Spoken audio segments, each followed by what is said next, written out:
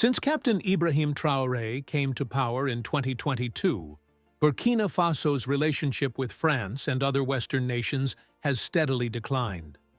Traoré has made it clear that he welcomes partnerships, but only with countries that respect Burkina Faso's sovereignty.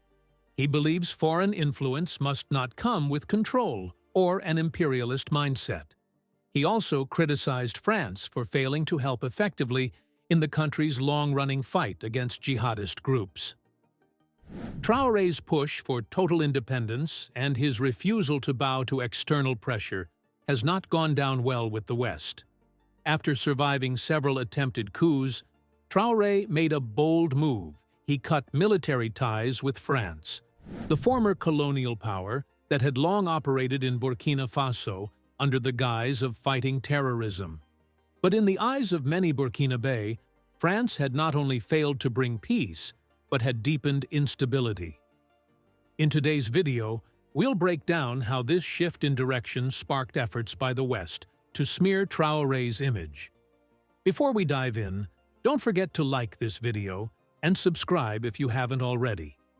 Traoré's stand echoes the footsteps of African leaders who paid the ultimate price for challenging colonial control: Thomas Sankara, Muammar Gaddafi, Patrice Lumumba. These leaders stood for a truly independent Africa, free from Western economic and political interference. They pushed for African ownership of African resources, and for that, they were threatened, demonized, and eventually killed. Now, Captain Traoré seems to be facing a similar path. Like Sankara before him, he envisions a Burkina Faso that charts its own course economically, politically, and culturally. Despite being the world's youngest president at just 37 years old, he's been leading ambitious projects like the country's first gold refinery, a direct move to keep more of Burkina Faso's wealth at home and out of foreign hands. Traoré has argued that if the West truly wants to do fair business, it should pay proper prices for African resources instead of extracting them on the cheap. But that's not the arrangement the West is used to. Powerful nations like France, the UK, and the US have long benefited from African instability because it keeps control easier. That's why many believe they were behind the failed military coup attempt in January, one that was aimed at removing Traoré and reversing the country's new course. Since Traoré took office, French troops have been expelled for allegedly fueling conflict rather than helping to solve it. French was dropped as an official language in favor of local tongues, a strong message that Burkina Faso is reclaiming its identity. At least 15 attempts on Traoré's life have been reported since 2023, with the most recent in April 2025.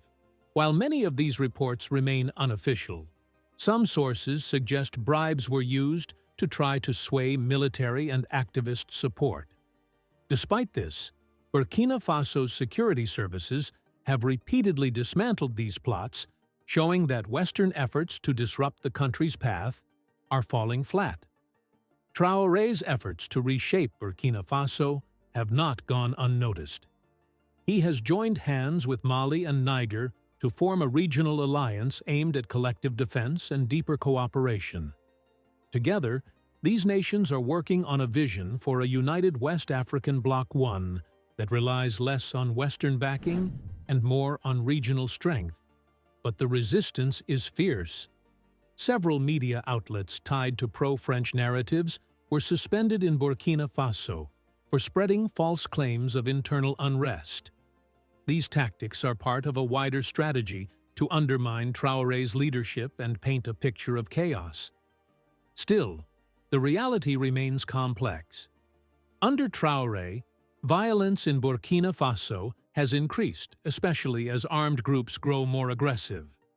The Sahel region continues to face turmoil from insurgencies and power shifts. Western media and organizations, including the UN, often highlight these issues, but many Burkinabé feel their coverage lacks balance, focusing more on faults than on the fight for genuine independence. In December, Burkina Faso's transitional leader, Captain Ibrahim Traore, ordered the immediate expel of Barbara Manzi, a senior United Nations official.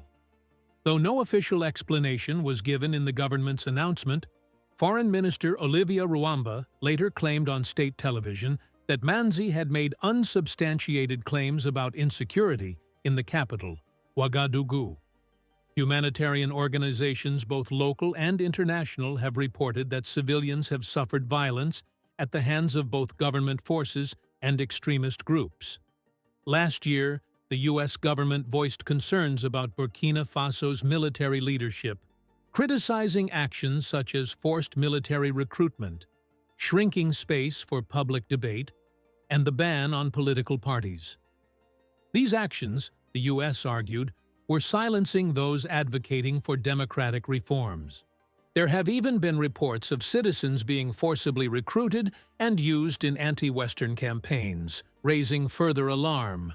A court in Ouagadougou recently sided with journalist Isaka Lingani and human rights defenders Rasmane Zinaba and Bazaru Bajo, who had been targeted in December. The court ruled that the measures taken against them were unlawful. Despite this legal victory, the three remain in hiding, fearing for their safety. Burkina Faso is one of several West African nations that have recently come under military rule. Captain Traoré's promise to restore security has been welcomed by many in the country. Patriotic banners and Russian flags now line the streets of Ouagadougou, symbolizing a shift in alliances and public sentiment. Some say that if Traoré uses force, it is to protect his country. Western critics argue that violence only deepens public resentment and fuels extremism. Meanwhile, Traoré believes these critiques aim to discredit him. In a media interview, he clarified that Burkina Faso opposes French government policies, not the French people themselves. When Captain Traoré took power in September 2022, he became the world's youngest non-royal head of state.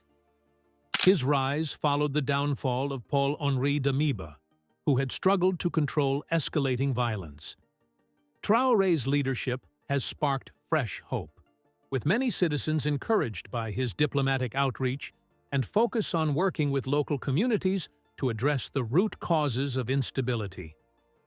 In a major sign of military strengthening, Burkina Faso recently received its first shipment of advanced weapons under a new defense strategy. The new arsenal was presented in January 2025, with Traoré himself overseeing the ceremony. A few months earlier, he had met with Russian President Vladimir Putin at the Russia-Africa Summit to discuss deeper cooperation. There is speculation that the Russian Wagner Group, a private military company with close Kremlin ties, could soon begin operating in the country. The government is also reportedly working with Russia to build a nuclear power plant. Experts suggest that France is slowly losing its historical grip on its former colonies, as African leaders grow more assertive and independent. Across the continent, leaders like Traoré are calling for a break from foreign influence. He encourages African nations to take ownership of their natural wealth and invest in their own growth. Some believe that the West views this self-sufficient approach as a threat, fearing a shift in global power dynamics. Traoré, known for his strong ties to Putin, has earned a reputation as a bold and determined leader. Russia has indicated it will back him against any foreign interference. To him, Burkina Faso's development is non-negotiable. On the ground, visible improvements are underway. Roads that were once narrow and unsafe are now being rebuilt, reflecting Traoré's focus on practical change and infrastructure development. Several African presidents, including Rwanda's Paul Kagame, Uganda's Yoweri Museveni, and Kenya's William Ruto, have also resisted Western cultural and political pressure. Their goal is to reduce reliance on foreign aid and assert more national control. After decades of foreign interventions in Africa, many believe the era of Western dominance, especially France's, may finally be fading. previous French presidents François Mitterrand, Jacques Chirac, Nicolas Sarkozy, and François Hollande all launched new military missions in Africa during their time in office. President Emmanuel Macron, however, chose a different approach. Rather than sending French troops, he focused on training and equipping the armies of France's allied nations in Africa. Meanwhile, under President Ibrahim Traore, Burkina Faso has been expanding its circle of international allies, building stronger ties with countries like Venezuela, China, and Russia. Traore's strategy reflects a growing push for Africa to stand on its own, without being controlled or influenced by outside powers. It's time for Africans to stand firm in support of leaders who prioritize the continent's independence and dignity. Those who truly care about Africa's future must remain alert and confront internal threats, because the most dangerous enemies often come from within, not from outside. Foreign powers may not strike directly, but they often succeed by dividing us and turning Africans against one another. The days of the West defining what is right or wrong for Africa are coming to an end. Do you think the efforts by Western media and governments to undermine President Traoré will succeed? Let us know your thoughts in the comments. Don't forget to like this video and subscribe to our channel. Turn on notifications so you never miss an update. Thank you for watching, and we hope to see you again in the next video.